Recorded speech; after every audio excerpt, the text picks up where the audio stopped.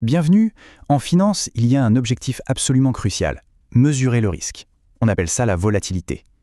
Le problème, c'est que les données du marché sont pleines, vraiment pleines, d'interférences, de bruit. Le vrai défi, c'est de réussir à capter le signal clair au milieu de tout ce vacarme.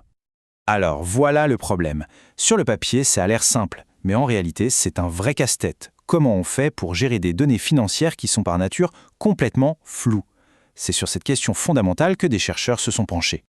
D'accord, plongeons un peu là-dedans. Dans un monde idéal parfait, le prix d'un actif financier, ce serait la courbe de gauche, belle, lisse, facile à analyser. Sauf que la réalité, c'est plutôt la courbe de droite, un chaos apparent. La vraie valeur, elle est bien là, quelque part au milieu, mais elle est complètement masquée par ce qu'on appelle le bruit du marché. Et ce bruit, il a un nom un peu technique, le bruit de microstructure de marché.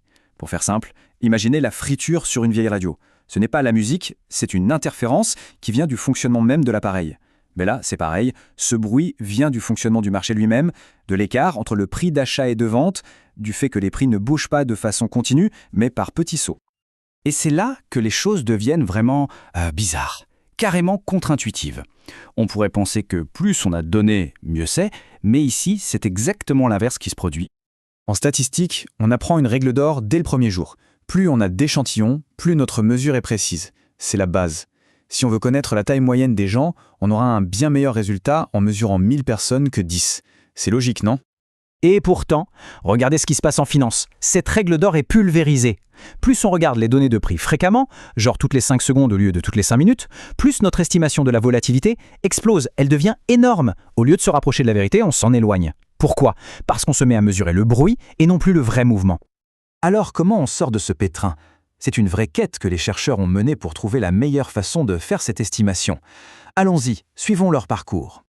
Les chercheurs ont classé les approches de manière assez directe. De la 5e, la pire, à la première, la meilleure. On va suivre ce cheminement, en partant de l'échec le plus total, pour arriver, vous allez voir, à une solution d'une élégance folle. Alors la pire méthode la plus intuitive aussi, c'est de tout utiliser. Chaque donnée, chaque seconde. Et ça foire complètement.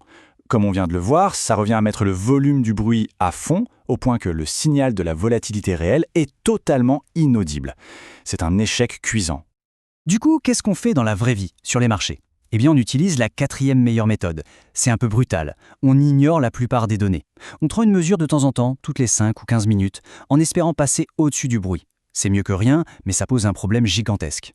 Et voilà l'illustration de ce problème. Ce chiffre, 99,7%, c'est juste hallucinant. En prenant une donnée toutes les 5 minutes au lieu de chaque seconde, on jette 99,7% de l'information.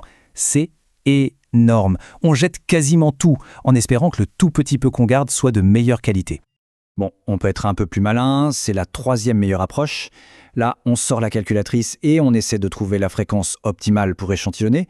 C'est un peu mieux, mais le péché originel, il est toujours là. On continue de jeter des quantités massives de données à la poubelle.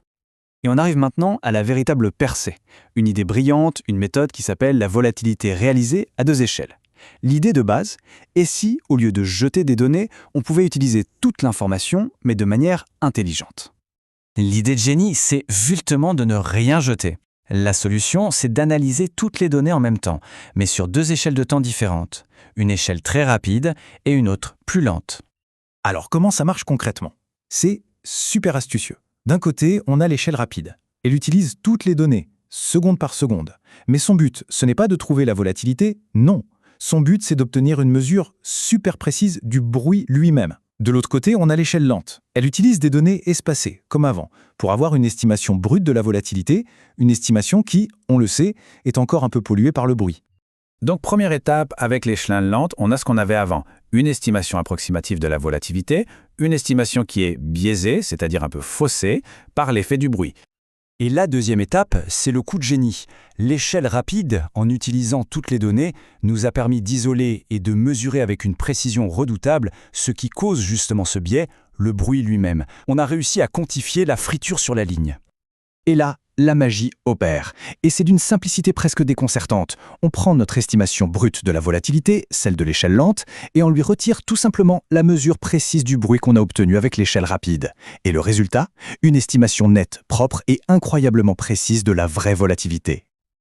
Ok, sur le papier, c'est magnifique. Une théorie élégante. Mais est-ce que ça tient la route en pratique? est-ce que ça marche vraiment? Voyons les chiffres. La grande question, c'est donc celle-ci. Est-ce que cette fameuse méthode, la TSRV, pour Two Scales Realized Volatility, est-elle réellement supérieure quand on la confronte à la réalité? Alors là, les chiffres sont sans appel. On compare l'erreur de la pire méthode avec celle de la meilleure, la TSRV. La différence est stupéfiante. Ce n'est pas juste un peu mieux, l'erreur est des ordres de grandeur plus petites. C'est une amélioration d'un facteur 1000, voire plus. On change complètement de dimension. Bref, la conclusion est claire et nette. La méthode TSRV est radicalement, et je pèse mes mots, radicalement plus précise. C'est même, comme le disent les auteurs, le seul estimateur connu qui converge vers la bonne valeur quand ce type de bruit est présent. Et tout ça nous laisse avec une leçon puissante qui va bien au-delà de la finance. Les auteurs le résument à la perfection. Chaque fois qu'on a l'instinct de jeter des données pour simplifier un problème, on fait souvent une erreur. Il y a presque toujours une manière plus intelligente d'utiliser toute l'information qu'on a sous la main. Et ça nous amène à une question finale, une question fascinante. Dans notre monde qui est littéralement inondé de données, que ce soit en finance, en sciences ou n'importe où ailleurs, combien de secrets, combien de motifs cachés nous échappent? Simplement parce qu'on a décidé que certaines données étaient trop bruyantes pour être utiles. La réponse à cette question pourrait bien changer notre façon de voir le monde.